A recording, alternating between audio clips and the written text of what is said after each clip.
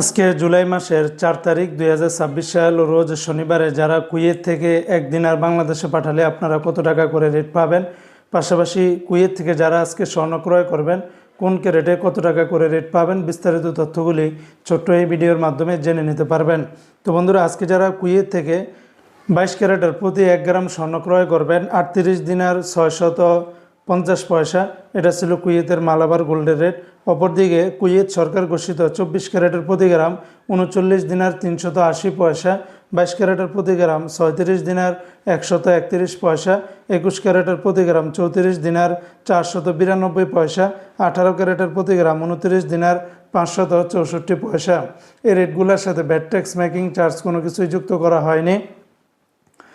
তাছাড়া কুয়েতে আরও স্বর্ণ ক্রয় বিক্রয়ের আরও বিভিন্ন কোম্পানি রয়েছে, এক একটাতে রেটটা ভিন্ন ভিন্ন হতে পারে। আজকে যারা কুয়েত থেকে একদিন আর বাংলাদেশে পাঠাবেন 401 টাকা 68 পয়সার ভিতরে পাবেন। তবে কুয়েতের সকল এক্সচেঞ্জগুলোতে একরকম রেট পাবেন না।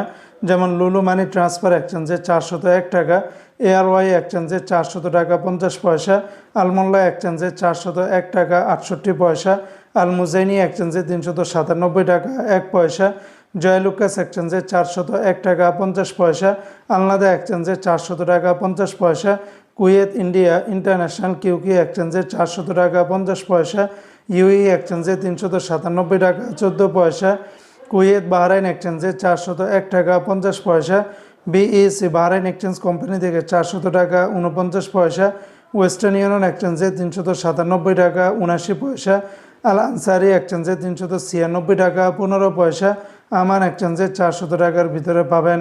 বন্ধুরা, মনে রাখবেন রেটটা যে কোনো সময় পরিবর্তন হতে পারে।